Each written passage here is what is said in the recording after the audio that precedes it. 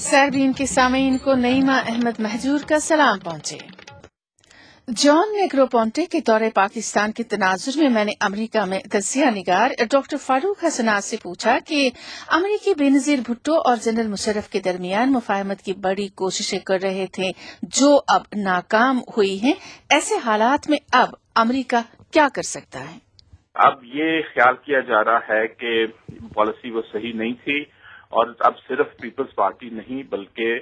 دوسرے گروپوں کو بھی اعتماد میں لینا چاہیے، اور اس سلسلے میں ہم دیکھتے ہیں کہ برطانیہ کے جو سفارتکار ہیں کراچی میں اور اسلام آباد میں، انہوں نے جماعت اسلامی کے جو رہنما بچ گئے ہیں جیل میں جانے سے، ان سے بھی ملاقات کی، نواز شریف کے ساتھ بھی ان کے رابطے ہیں اور دیگر جماعتوں کے ساتھ بھی ان کے رابطے ہیں۔ تو فاروق حسنات صاحب، اس وقت اگر امریکہ کو ایک چوائس کرنی ہوگی بے نظیر بھٹو یا مشرف کے بیچ میں،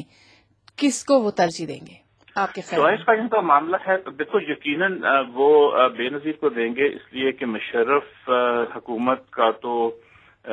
بہت برا حال ہے پاکستان میں۔ اس وقت نیگرو پونٹے پاکستان میں ہیں اور ان کی ملاقات مشرف سے لے کے بے نظیر بھٹو اور دوسرے کچھ سیاسی لیڈروں کے ساتھ بھی بتایا جاتا ہے کہ وہ مل رہے ہیں۔ آپ کے خیال میں کتنا دباؤ وہ ڈال سکتے ہیں جنرل مشرف پہ کہ وہ دوسری سیاسی جماعتوں کو ساتھ لے کے چلے اور ملک میں انتخابات صاف شفاف ہوں؟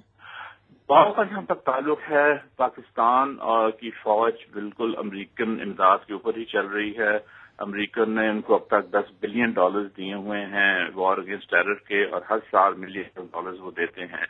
اور اگر وہ ایک ایسا لیوریج ہے جو جنرل مشرف کے اوپر کام کر سکتا ہے، اور اسی میں آ کر لیکن بات یہ ہے کہ اب اکاموڈیشن ہونا تو میرا خیال ہے وہ اس میں کامیاب نہیں ہو سکیں گے، البتہ وہ سیف پیسج دے سکتے ہیں جنرل مشرف کو، اور اس سلسلے میں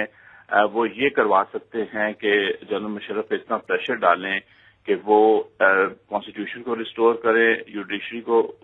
ریسٹور کریں، کیونکہ بیسک سوال وہ ہیں۔ اب یہ سوال نہیں ہے پاکستان میں کہ الیکشن ہونے کو آ رہے ہیں تو وہاں کیا ہوگا، کیونکہ اس مارشل لاء کے اندر تو الیکشن بالکل بے معنی ہو جائیں گے، اور جب آئین بھی نہیں ہے، سپریم کورٹ بھی نہیں ہے، تو اس لیے ان کا جو پریشر ڈالنا ہے وہ یہی صرف ہو سکتا ہے کہ جنرل مشرف کو سیف پیسج دیا جائے اور وہ کہا جائے کہ وہ اقتدار چھوڑ دیں۔ یہ تھے امریکہ سے تجزیہ نگار ڈاکٹر فاروق حسنات۔